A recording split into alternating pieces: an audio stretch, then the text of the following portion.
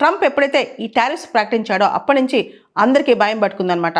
జపాన్లో ఇప్పటికే నిక్కీ 8% ఫాలో అయిపోయిందనమాట. దాంతోపాటు జపాన్లో పెద్ద పెద్ద బ్యాంకులు కూడా నష్టాలను చవి చూస్తున్నాయి. ముఖ్యంగా జపాన్లో కొన్ని కంపెనీస్ హోండా 8% ఫాలో అయింది, ఈరోజు నిస్సాన్ 8% ఫాలో అయింది. ఆస్ట్రేలియాకి సంబంధించి ASX 200 6% డ్రాప్ అయిందనమాట. న్యూజిలాండ్కి సంబంధించి NZX 50 3.5% డ్రాప్ అయింది. ఈరోజు పొద్దు నుంచి కూడా చాలా stock markets, even south Korean stock market కూడా నష్టాలు చవి చూస్తోంది. ఇండియన్ స్టాక్ మార్కెట్లో కూడా టాటా షేర్స్ ఇవన్నీ కూడా భారీగా పతనం అవుతున్నాయి అనమాట. ఓ పక్క ఇదిలా జరుగుతుంటే బ్లాక్ మండే అక్టోబర్ 19, 1987లో బ్లాక్ మండే వచ్చింది. ఇదే విధంగా అమెరికాలో ఇది స్టార్ట్ అయిందనమాట. దాని తర్వాత అట్లో చాలా స్టాక్ మార్కెట్స్ పతనం జరిగింది.